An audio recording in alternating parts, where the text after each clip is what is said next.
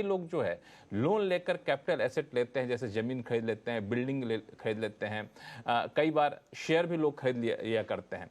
तो इस लोन पर जो ब्याज चुकाते हैं, क्या उस ब्याज पर टैक्स बचाया जा सकता है क्या? तो इस पर सवाल मैं थोड़े से अलग अलग टुकड़ों में आपसे पूछूंगा, क्योंकि सबसे ज़्यादा ऐसे लोग जो हैं वो प्रॉपर्टी खरीदते हैं, घर खरीद लिया या फिर ज़मीन खरीद लिया। तो ऐसे लोन लेने पर, इस तरह की प्रॉपर्टी खरीदने पर जो ब्याज उनको चुकाना पड़ता है, क्या उस ब्याज पर कोई टैक्स डिडक्शन मिल पाएगा? इसको थोड़ा दो हिस्से में बांट कर कहें तो ज़्यादा अच्छा रहेगा। कई बार घर खुद सेल्फ ऑक्यूपाइड होता है, कई बार रेंटेड भी होता है, तो दोनों को क्या अलग अलग नियम है या फिर एक ही साथ है? बिल्कुल लक्ष्मण जी, आपका सवाल बहुत ही रोचक है। और जैसे आपने बताया आगे, ये सवाल को अगर हमारे दर्शक ध्यान से सुनेंगे तो उनके जेब बचत से भरेंगे, क्योंकि टैक्स में काफ़ी बचत करने की संभावना इस हमारे जवाब से उभरेगी। बिल्कुल। सबसे पहले जो हम जानते हैं सेल्फ ऑक्यूपाइड हाउस प्रॉपर्टी, उसके बारे में तो जो नियम है वो काफ़ी प्रचलित है। सेक्शन 24 के तहत सेल्फ ऑक्यूपाइड प्रॉपर्टी जो होती है उसकी एनुअल लेटिंग वैल्यू तो ज़ीरो होती है, माना उसकी कोई इनकम नहीं होती है, पर वो ज़ीरो इनकम में से आपको खर्च मिल सकता है। और वो आपने जो हाउसिंग लोन लिया हो, ये ज़रूरी नहीं है कि कोई इंस्टीट्यूशन से लें आप या बैंक से ले, आप प्राइवेट लोन भी ले सकते हैं। तो उस पर जो भी ब्याज आपको चुकाना होगा, पेएबल होगा, एक्चुअली यू मे नॉट पे also, but what is payable, वो आपको 2 लाख रुपए की सीमा में मिलेगा। और ये ज़रूरी नहीं है कि केवल एक घर, क्योंकि अब आप सेल्फ ऑक्यूपाइड 2 घर भी रख सकते हैं। तो 2 घर हैं तो दोनों का मिला के कुल रुपया 2 लाख के दायरे में आप बचत कर सकते हैं। ये तो रहा सेल्फ ऑक्यूपाइड प्रॉपर्टी का। अगर मान लिया रेंट पे कोई प्रॉपर्टी कर दिया हमने लोन लेकर के, तो उसका क्या होगा?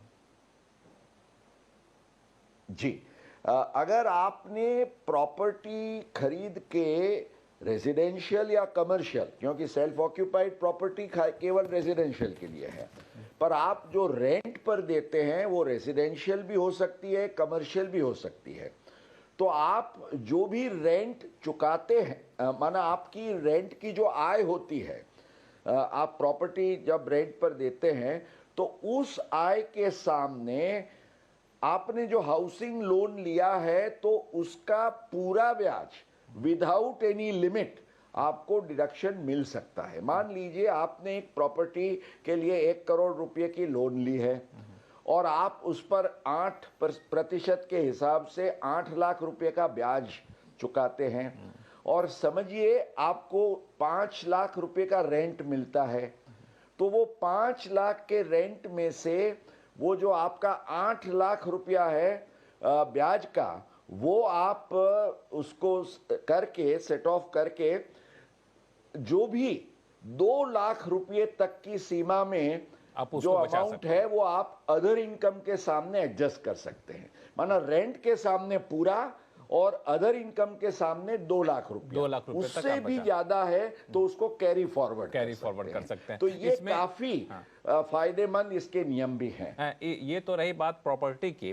कई बार लोग, हालांकि जो फाइनेंशियल प्लानर होते हैं वो ऐसा सुझाव नहीं देते हैं, फिर भी कई बार लोग शेयर जैसी प्रॉपर्टी भी लेते हैं, कैपिटल एसेट भी ले लेते हैं लोन लेकर के। तो उसमें क्या नियम है इस ब्याज को एडजस्ट करने का? अब डिविडेंड आता है, जब आपने मान समझिए कि शेयर्स या म्यूचुअल फंड्स में इन्वेस्टमेंट किया जहां आपको डिविडेंड की इनकम है।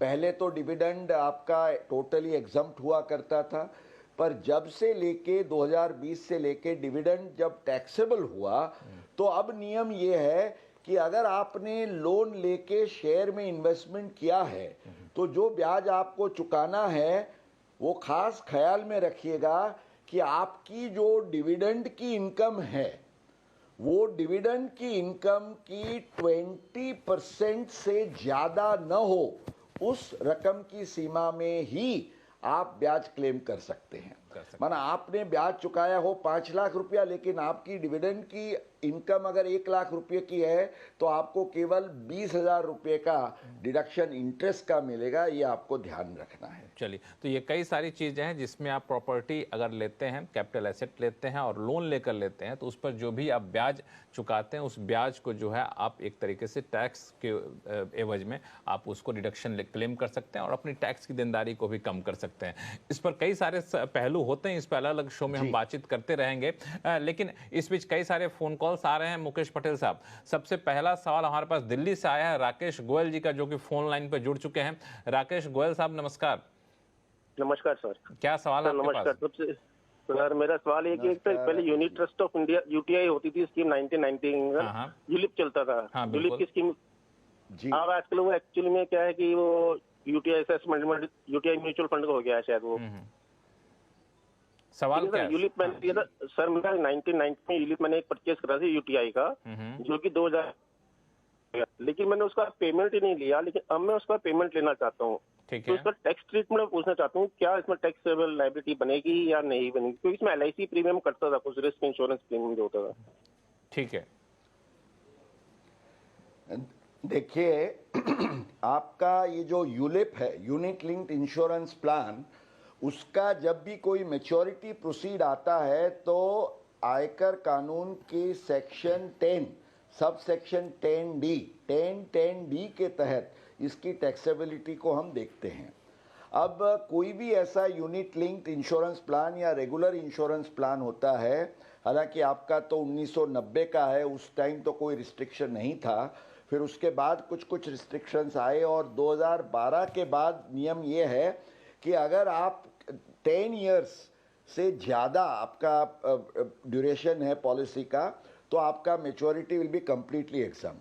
अब आपके केस में तो कोई सवाल ही नहीं है, तो आपका टोटल यूलिप का जो अमाउंट है वो 10D में एग्जम्प्ट होगा। आयकर की कोई चिंता आपको करनी नहीं। बिल्कुल, आप कोई टेंशन मत लीजिए कि आपको इनकम टैक्स चुकाना होगा। जो आपने डिटेल दी उस डिटेल के हिसाब से यही सही सलाह बनता है। इसलिए मैं कहता हूं कि टैक्स का टेंशन मत लीजिए। हमारे पास काफ़ी अनुभवी टैक्स एक्सपर्ट होते हैं। देखिए कितनी बेहतरीन सलाह आपको मिली है। चलते हैं अब अमृतसर, जहां से doctor Om Prakash Gupta ji phone line पर जुड़ चुके हैं। डॉक्टर ओम प्रकाश गुप्ता जी नमस्कार। नमस्कार सर। आप डॉक्टर, नमस्कार, बहुत बहुत धन्यवाद मेरा सवाल लेने के लिए। चलिए, आप डॉक्टर हैं पेशे से कि डॉक्टर पीएचडी वाले हैं? नहीं सर, मैं ईएनटी स्पेशलिस्ट डॉक्टर हूँ। अरे वाह, चलिए बहुत अच्छी बात। जी बताएं क्या सवाल है आपके? सर, वो जो लॉन्ग टर्म कैपिटल गेन जब आप म्यूचुअल फंड को रिडीम करते हैं, तो वो मेरा इम्प्रेशन था कि 1 लाख रुपए एक साल हर साल एग्जम्पशन है। जी, तो सर वो मेरे सीए बताते हैं कि नहीं, आपको जब ग्रैंड पेरेंटिंग का मिलेगा तो ही ये बेनिफिट मिलेगा। तो वो अब की बात फिर मुझे उसके ऊपर टैक्स देना पड़ गया। तो अब ये उलझन है कि इसका क्या समाधान है? जी बिल्कुल, आपकी उलझन दूर करेंगे। मुकेश पटेल साहब, क्या सुझाव होगा इनके लिए? बिल्कुल। अब लक्ष्मण जी, मैं ये कहूँगा कि हमारे ईएनटी के डॉक्टर साहब हैं ना, वो उनके सीए से एटलीस्ट टैक्स के ज्ञान में ज़्यादा काबिल है। अच्छा। विद ड्यू रिस्पेक्ट, वो जो चार्टर्ड अकाउंटेंट का कहना है कि केवल इक्विटी शेयर्स पर ही ये 1 लाख रुपए का जो एग्जम्पशन का टैक्स नहीं देने का फ़ायदा है सेक्शन 112A का मिलेगा, वो गलत है।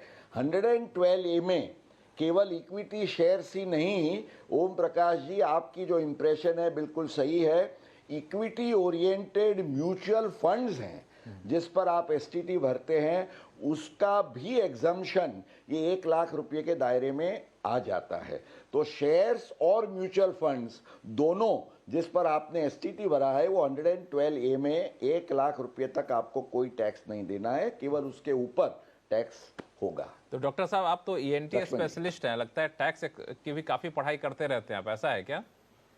जी नहीं सर, ये आपके जो टैक्स गुरु का ज्ञान है उसी के बेसिस पे मैं आपको ये बता रहा हूँ। जी बहुत बहुत शुक्रिया, आपने इस तरीके से हम लोगों का हौसला भी बढ़ाया है। और जैसा चलिए लक्ष्मण जी, आपको बधाई हो, आप कितना ज्ञान बांटते रहते हैं। नहीं, ज्ञान तो आप बांटते हैं, हम तो माध्यम बने रहते हैं। लेकिन अच्छी बात है कि हम लोगों के शो को देख करके लोग टैक्स के नियमों की बारीकियां भी समझते हैं और कई बार टैक्स एक्सपर्ट से भी ज्यादा बेहतर एक्सपर्ट हो सकते हैं।